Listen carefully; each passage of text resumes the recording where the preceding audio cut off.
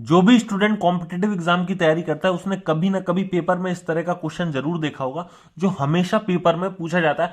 आप चाहे अभी हाल ही का सीजीएल मेंस का एग्जाम भी उठाकर देख ले, वहां पर भी आपको इस तरह का क्वेश्चन जरूर मिलेगा। अब इस तरह के क्वेश्चन को करने के बहुत सारे तरीके हैं, कोई एक्स वाई मानकर करता है, कुछ इक्वेशन बनाकर किया जाता है, लेकिन मैं वो सब आपको नहीं बताने वाला। मेरा सिंपल सा फंडा है कि आप देखो यहां पर क्या क्या बोला है, कुर्सी और मेज। तो हमने कहा के से कुर्सी, एम से मेज, और प्राइस आप लिखना चाहो तो लिख लो, नहीं लिखना चाहो नहीं लिखो। वो जब आप क्वेश्चन करने लगो तो आपको प्रैक्टिस हो जाएगी हमें क्या क्या लिखना है नहीं लिखना है। तो आप कहेंगे कुर्सी मेज भी नहीं लिखेंगे, लेकिन मैं इसलिए लिखवा रहा हूं कि हमने शुरू में क्या लिया, कुर्सी, तो हमारा आंसर कुर्सी से निकलेगा। अगर हम यही चीज शुरू में मेज ले लेते कि भैया पहले मेज लिख लो, तो मेज से आंसर निकलेगा।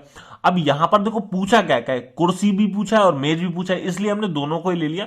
तो आप पहले जिसको लेना चाहो उसको ले लो। हमने कहा कुर्सी पूछी है मेज पूछी, तो पहले कुर्सी ले लो फिर मेज ले लो, कोई दिक्कत नहीं। या आप पहले मेज लेना चाहो तो पहले मेज ले लो फिर कुर्सी ले लो, प्राइस अपनी जगह ही रहेगा। अब देखो कुर्सी है कितनी, आपने कहा दो कुर्सी, कितनी मेज, पांच मेज, कितना प्राइस है, दो कुर्सी और पांच मेजों का मूल्य का योग 800 रुपए, तो प्राइस जो है वो 800 रुपए, ठीक है। अब लिखा है यदि तीन कुर्सी और दो मेजें खरीदी जाती है तो उनका मूल्य 540 रुपए होता है। तो अब कितनी कुर्सी, तीन कुर्सी, और मेजें कितनी, दो, प्राइस कितना उनका, 540 रुपए। तो अब बता, मैंने एक्स वाई तो कहीं पर लिया नहीं है, सिंपल सा है। अब आपको क्या करना है, इनके बीच क्रॉस मल्टीप्लाई करना है। इसका इसमें मल्टीप्लाई कर दो, इसका इसमें मल्टीप्लाई कर दो, ऐसे ही इसका इसमें मल्टीप्लाई कर दो, इसका इसमें मल्टीप्लाई कर दो, बस इतना सा है। अब क्या करो, बीच वाले में देखो बराबर का साइन जरूर लगा देना। देखो जब आप प्रैक्टिस करने लगो तो वो भी नहीं लगाओगे, बट अभी शुरुआत है तो आप समझने के लिए बराबर का साइन लगा दो बीच वाले में, और क्या करो इन सबको मल्टीप्लाई कर लो, तो आपका आंसर निकल आएगा। कैसे, देखो हमने कहा मल्टीप्लाई किया, देखो टू का मल्टीप्लाई टू में किया 4, 5 का मल्टीप्लाई 3 में किया तो हो गया 15, 5 3 15, और यहां पर 5 का मल्टीप्लाई 540 में किया तो ये हो जाएगा देखो 2700, और 800 का मल्टीप्लाई 2 में किया तो ये हो जाएगा 1600। अब क्या करना है, इनके बीच डिफरेंस निकालना है, यानी कि अंतर। बड़े में से छोटे को माइनस कर दो। बड़ा कौन, यहां पर कहोगे 15, 15 में से 4 गया तो आप कहेंगे 11, बराबर का साइन रहेगा। और बड़ा यहां पर कौन है, 2700, 2700 में 1600 को माइनस कर दो, डिफरेंस निकालना है आपको। इनके बीच डिफरेंस निकालना है, इनके बीच डिफरेंस निकालना है। तो 2700 में 1600 को माइनस किया तो ये बचा 1100। तो लास्ट में पता चला कि 11 जो बराबर है वो किसके, 1100 के। तो आप सीधा कह सकते हो ये इसका कितना गुना है, आप कहेंगे ये 100 गुना है। या आप ऐसे भी निकाल लो, 11 से देखो एक बार कट गया और 11 से ये 100 बार कट गया, तो एक बराबर क्या आ गया 100, या 11 बराबर 1100। बात तो वही है ना कि एक बराबर 100 निकालना था। कैसे भी निकला, जैसे भी आप निकालना चाहो, आपने कहा 11 का मल्टीपल है, ये कितना गुना है, 100 गुना है। या आप ऐसे कह सकते हो कि एक का मान कितना है, 100। लेकिन ये एक है क्या, ये एक कुर्सी का मान निकला, जो हमने शुरू में लिया था ये उसका मान है। तो शुरू में हमने कुर्सी ली थी, तो यानी कि एक कुर्सी का मूल्य कितना आ गया, 100 रुपए। अब आप बात समझो कि एक कुर्सी का मूल्य 100 रुपए आ गया, तो हमें तो पता चल गया कि यहां पर एक कुर्सी का मूल्य 100 रुपए, लेकिन एक मेज का भी तो बताना है, तो ये कैसे निकालोगे। तो आपने कहा एक कुर्सी का मूल्य 100 रुपए, तो दो कुर्सी है, तो दो कुर्सी का मूल्य अगर हम रख देंगे, एक कुर्सी का 100, तो दो का मूल्य कितना हो जाएगा, आप कहेंगे 2 गुणा 100 करेंगे तो 200 रुपए हो जाएगा। कितना हो जाएगा, 200। अब कुर्सी का मूल्य 200 रुपए, लेकिन टोटल प्राइस कितना था, 800 रुपए। तो मेज का प्राइस कितना हो जाएगा, आप कहेंगे 200 ये तो 600 मेज का हो गया। लेकिन कितनी मेज है, 5 मेज है, तो एक मेज का निकल आएगा, 5 से 600 को डिवाइड दे दो, यानी कितना आ जाएगा, आप कहेंगे 120 रुपए आ जाएगा। 5 से जब डिवाइड दोगे तो एक मेज का मूल्य आ गया 120 रुपए, यानी कि एक कुर्सी का मूल्य 100 रुपए, एक मेज का मूल्य 120 रुपए। दोनों को टोटल कर दो, क्योंकि उन्होंने यही तो पूछा है, एक कुर्सी और एक मेज का मूल्य एक ज्ञात कीजिए, तो कितना हो गया 100 प्लस 120, 220। यही आपका आंसर। बाकी वो जितनी कुर्सी जितने मेज का पूछे आंसर निकाल सकते हो। तो ये तो समझाने की वजह से इतना टाइम लगा, बाकी जब आप खुद क्वेश्चन को करोगे तो आप आसानी से किसी भी क्वेश्चन का जवाब दे सकते हो, और विद इन सेकेंडों में आप जवाब दोगे। एक क्वेश्चन और ले लेते हैं प्रैक्टिस के लिए। अगर पिछले क्वेश्चन में कोई डाउट रहा हो, नहीं समझ आया हो, तो ये क्वेश्चन और देख लो। भाई क्या लिखा है, यदि 3 टेबल और 2 कुर्सियों का मूल्य 215 रुपए। तो यहां पर क्या कह दिया, देखो टेबल और कुर्सी।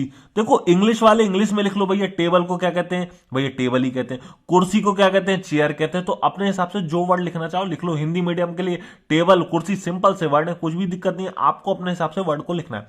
अब प्राइस कितना है, तो आप कहेंगे 215 रुपए। तो 3 टेबल है, देखो 3 टेबल 2 कुर्सी, और प्राइस उनका कितना है 215 रुपए। आगे यहां पर क्या है, तथा 2 टेबल और 3 कुर्सियों का मूल्य 250 रुपए।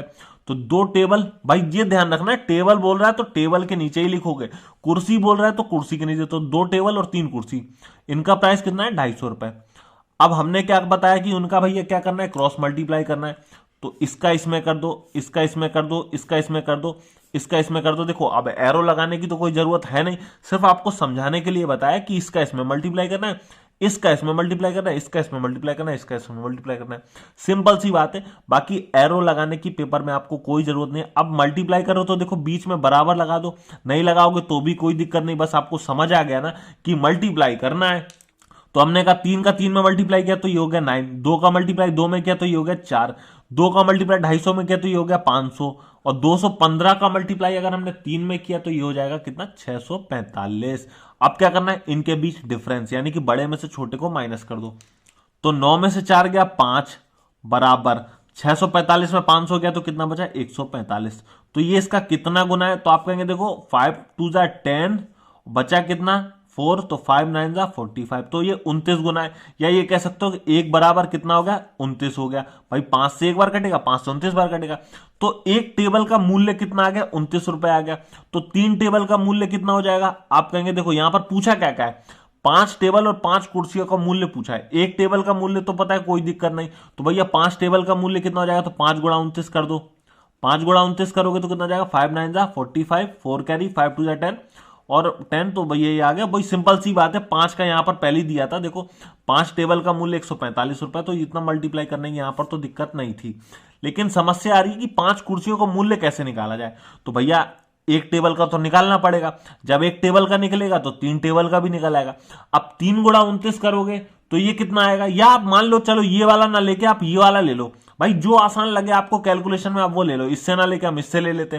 भाई हमें ये 250 ज्यादा आसान लग रहा है, हम इससे मल्टीप्लाई करेंगे। तो हमने कहा 2 गुणा 29 करते हैं, 2 गुणा 29 करा तो ये कितना हो जाएगा, 58। अब टेबल का मूल्य कुल तो 58 रुपए यानी 58 रुपए, लेकिन कुल वस्तुओं का मूल्य कितना है, 250। तो 250 में अगर 58 को माइनस कर देंगे तो कितना बचेगा, तो आप कहेंगे 250 में 58 को माइनस करो तो ये बचा 192। कितना बचा, 192। तो 3 कुर्सियों का मूल्य 192 रुपए, तो एक कुर्सी का मूल्य कितना हो जाएगा, तो आपने कहा 3 से डिवाइड देते हैं, तो 3 6 18, बचा कितना 1, 3 4 12, तो एक कुर्सी का मूल्य आ गया 64 रुपए। हमें बताना कितना है 5 कुर्सी का, तो 5 गुणा 64 कर दो, तो ये आ जाएगा 5 4 20, 2 कैरी 5 6 30, और 2 कैरी आया तो 32। तो ये आ गया। अब टोटल 5, यहां पर 5 टेबल का मूल्य आ गया, 5 कुर्सियों का मूल्य आ गया, टोटल कितना है देखो 5 4 2 6 3 1 4, तो 465 रुपए। ये आपका आंसर है, सी ऑप्शन टिक कर दो। अब ये वाला क्वेश्चन आपको सॉल्व करना है और इसका आंसर नीचे कमेंट में सेंड करना है। ऐसी ही ट्रिक के लिए आप हमारे चैनल को सब्सक्राइब कीजिए, अपने दोस्तों में ज्यादा से ज्यादा शेयर कीजिए, जिससे मोटिवेशन मिले। वीडियो पसंद आए तो वीडियो को लाइक जरूर कीजिएगा प्लीज, और एक अच्छा सा कमेंट जरूर कर देना। थैंक यू, फिर मिलते हैं नेक्स्ट वीडियो में।